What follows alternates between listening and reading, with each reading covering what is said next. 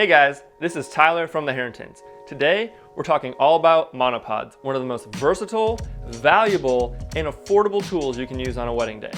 I'm going to talk about which monopod we use, why we use monopods to begin with, and how you can get a ton of variety using just this simple tool. Let's jump right into it.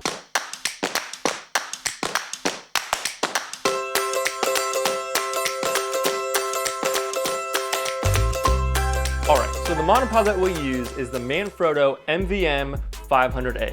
You can pick one up for about $277 over on B&H. This monopod packs a ton of awesome features. First of all, it has a fluid video head, which allows you to get really smooth tilts and pans.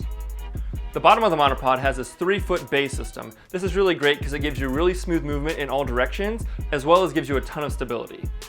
There are 3 adjustable sections that allow you to raise the monopod up and down really quickly and really easily, and it gets really tall, which is awesome for getting high angle shots or something like that.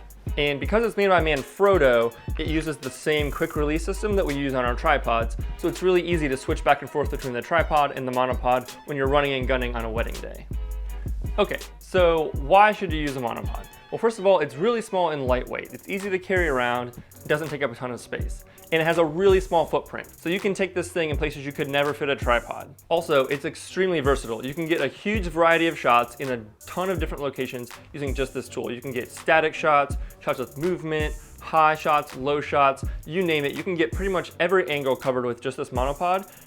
And of course, it allows you to move fast. Wedding days are fast paced. There's always something going on. You've always got to be capturing a new angle, trying to capture it from all different sides, and the monopod allows you to do that. Okay, so when you're working with a monopod, the best way to hold it is to take this arm here, and you're gonna use it to prop right up under your elbow here. This is gonna allow you to have an extra point of contact against your body. And then I use, my right hand is on the right side of the camera, which gives me access to all the controls to start recording, all that good stuff. My left hand is gonna be on the lens, so I can do my focus. And this gives me a super stable base to make sure that I don't have a ton of unnecessary wobble or shake in my shots. Keeping your elbows in really tight, even bracing them against your body, also gives you extra stabilization, and keeping it nice and close. You don't wanna have it all the way out here. This is gonna be really hard to maintain a steady shot here like this. So getting stable shots with the monopod is super important, but you also want to be able to get a variety of movement in your shots. So for that, I'm going to take you and we're going to do a quick demonstration. All right, so in order to really kind of show you the best way to get movement into your shots, I figured the best way would just be to do a quick little demonstration. I'm going to use this tree of coffee cups here as just sort of a subject, just so you can kind of see exactly what I'm doing and what I'm seeing through my camera as I'm doing it.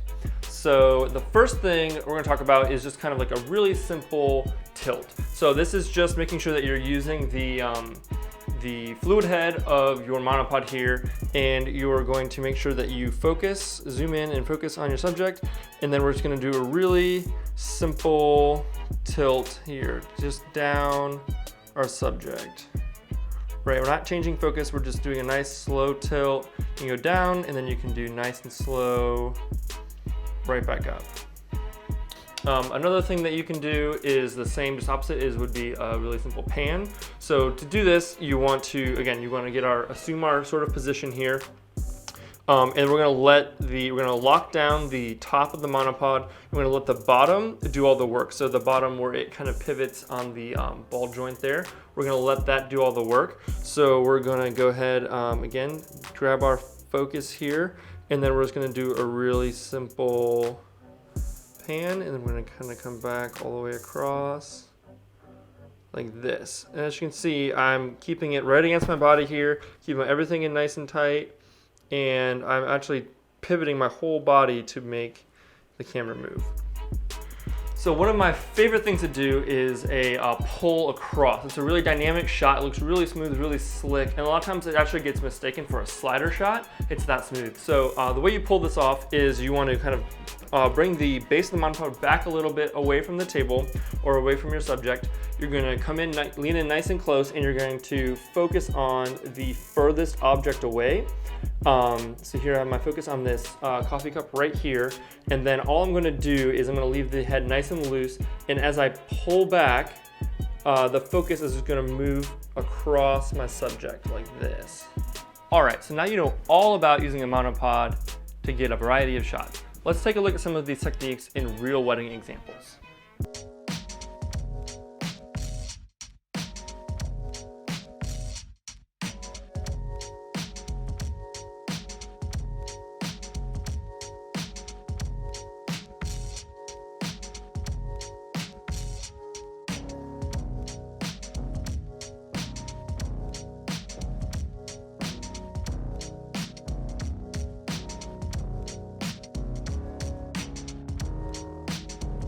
All right, there you have it. As you can see, the Monopod is an extremely versatile tool. If I was only allowed to use one stabilizer for a wedding, I would always choose the Monopod.